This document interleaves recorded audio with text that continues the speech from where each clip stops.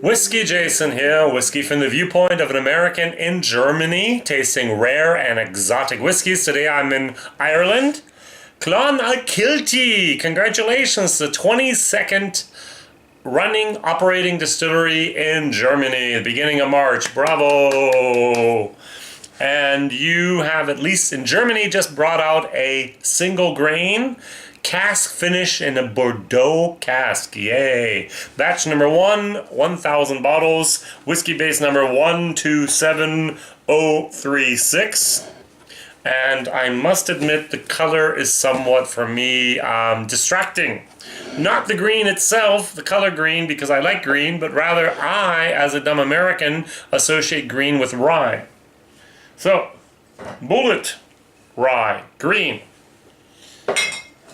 Michter's rye, green. Even minor cask rye, green, the label. I mean, every time I see green, I've been conditioned as a good American to think rye. But no, for you it means actually a cask finish. And so I was a little bit surprised about the bottle. Over here in Germany, I paid €46.90 for it, which turns into like 50 some, let's call it 55, 56 euros, dollars, which is, I think, for a single grain, a lot of money. I think I mentioned in my German video, 32 euros would have been the perfect price point. 32 euros translates into about $40. I would have went, yo, good price. $46.90 is a little bit ambitious in my personal opinion. So, what can I compare it to? I always love comparing whiskeys, which I'm going to do again. And we're going to compare it to a hand-fill Clonakilty. This actually was a cask that Marijke Spitzer from www.irish-whiskies.de brought to the Nuremberg, the Village Whiskey Fair in Nuremberg 2019, which I did not attend. Luckily, I have good connections, and I said, Marijke, can I please have a bottle of your hand fill?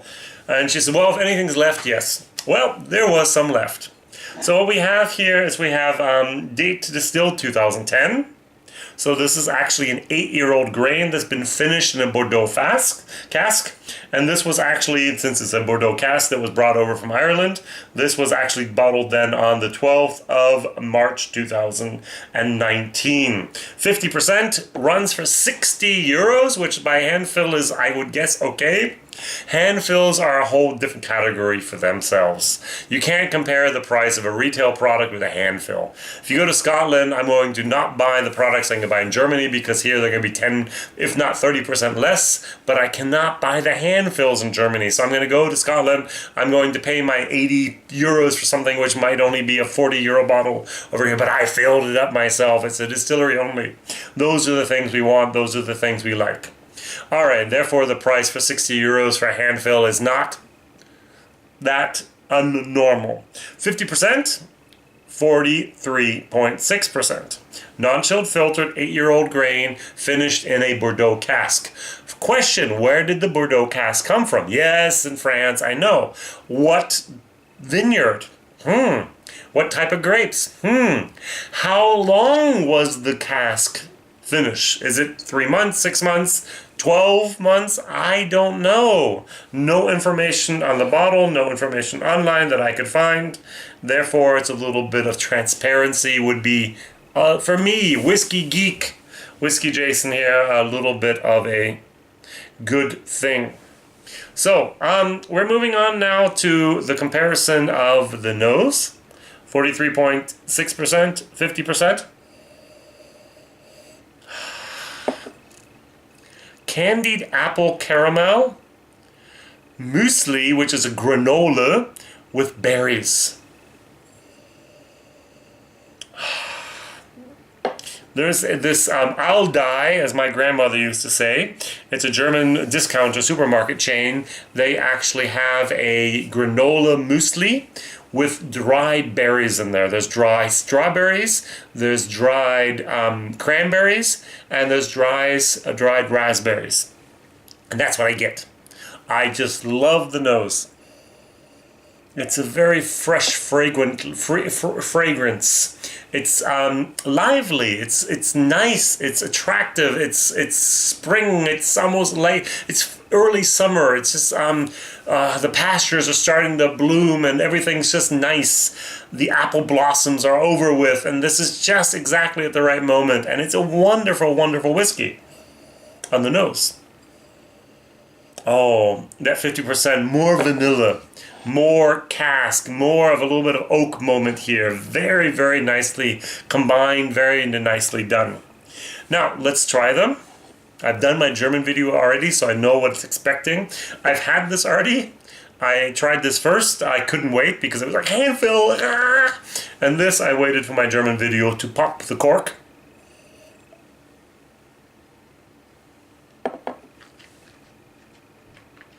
Mm.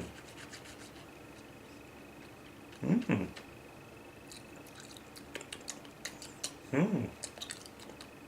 Mm. You can't see my hand, but it's down here.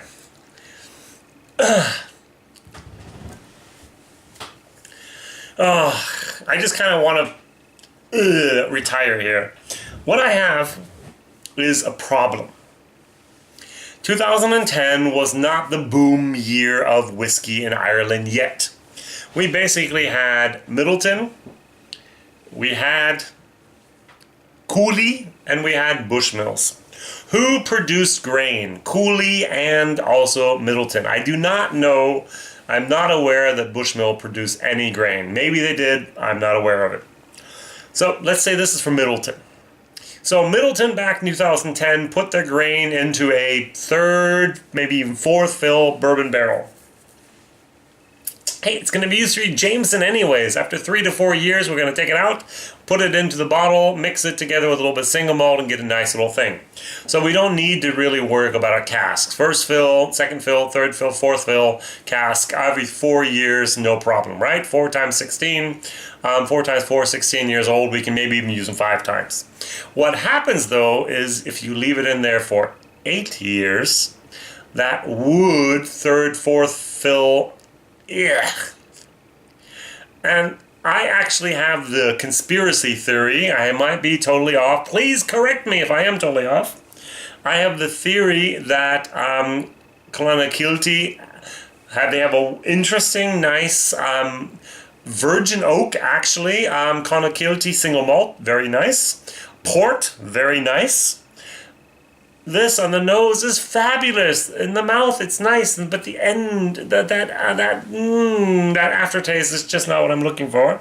My theory is that they bought this single grain in the hope that they could rectify it, they could change it, they could actually improve it by just putting it in Bordeaux casks. Now, this is batch number 1. I hope, Julia Nornay, the nose, I hope that the second batch will be in those bourbon and those Bordeaux casks a little bit longer. 3-4 months longer. Because I think, conspiracy theory, WhiskyJason, that they needed a bottling for their opening, grand opening. Beginning of March, they were the 22nd distillery that opened up. They needed to have their single malt virgin oak, they had their single malt port, and they had a grain in Bordeaux. And they had the 3 bottles there, and everyone was happy, yay! But it's not. It's not yet there where it could. It's not there yet where it should be. So you have these old casks. You try to mask that ending with a nice finish. Glendalough did exactly the same thing. For example, with their Mitsunara 13-year-old, which I think is fabulous. And they did it with the Quiet Man, the 12-year-old with the Sherry, the same thing. These are just Cooley products that were in very, very mediocre to inferior bourbon casks for too long of time. And then they tried to make them better by using the finish. And here I have exactly the feeling that the finish was not long enough. 40% more time would have been maybe optimal. Who am I? I'm only WhiskyJason. I've only tried 1,100 different whiskeys online so far. In English, only 260 some. In German, 1,100 some. That's my personal opinion. It's a shame. I'm going to give this actually a C-. As I said before, the price point of 32 euros would have been dead on. 46.90 euros is very ambitious. I'm going to give it a D minus. A D plus, I'm sorry, for the price for the value for money. Over here, the hand fill. I just love the nose.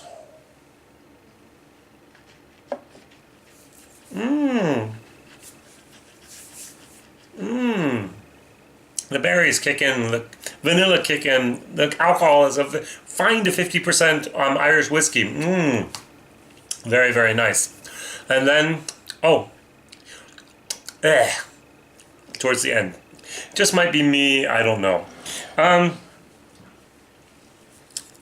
The importer for Irish whiskey in Germany, I'm going to get rid of this, is called Mareike Spitzer. Her name is for me simultaneous with her web shop, www.irish-whiskies with an s.de, Germany. And she actually has her own label, which is called Black Rock.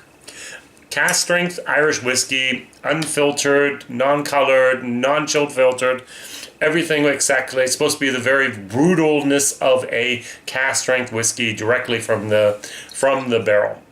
58.7%. It's a 9-year-old single grain whiskey from Ireland, of course. And I'm just going to taste this, and I'm going to prove to myself that Irish single grain whiskey can be awesome. Just depends on the barrels you use for the whiskey. Wood is 60 to 80% of the taste, as we noticed here from the red, as we noticed from the Bordeaux, as we noticed from the bad finish of that whiskey, in my personal opinion. I get almost the same notes as here, except for the berries are missing. Very vanilla. In Scotland, we say a single malt, single grain after 20 years is great. After 30 years, it's fantastic. It just is so round and so just holistic. It's just an experience. Get a 30-year-old plus single grain. Enjoy. It's a vanilla syrup moment. Now here we only have 9 years, and yet still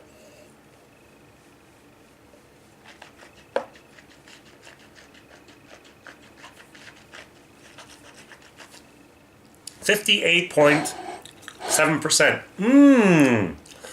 From beginning to end. Cask strength. And there's no bad moment. First fill bourbon casks, people. Not second, not third, not fourth. And this is really, really here the problem that I have. Unfortunately. Now, I might be totally wrong. You might just write, hey, Jason, this was first fill bourbon. I'm going to go, really? I've had first fill bourbon single grain.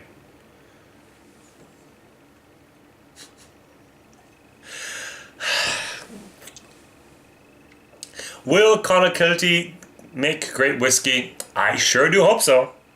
They have a wonderful warehouse in the cliffs looking on to the Atlantic Sea. They have a nice distillery just opened. Very, very wonderful, good people there.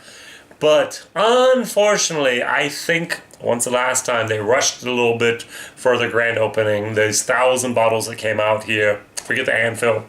They're not going to be exactly as good as the second batch. I expect, I hope, I predict the second batch is going to be much, much better, and I do hope that that is the case.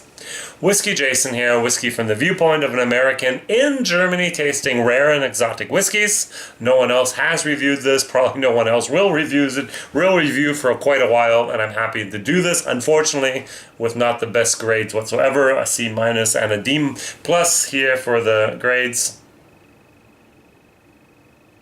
Did I get a C-? Yeah, I think I should have given it a D+ and a D. That's all right. That would be my German grades. All right, so you understand it's not a great whiskey because of the finish. What you can, of course, do is to take 3 drops of port wine, put it in your take 3 drops of Bordeaux wine, put it in yourself, and you get that taste covering moment that you need. That would have been enough, but they should have done it themselves at the distillery. All right, thank you very much. Please like, please subscribe, and please tell others about this crazy American over here in Germany tasting rare and exotic whiskeys. Whiskeys you will probably never see, let alone have the chance to taste. Bye-bye.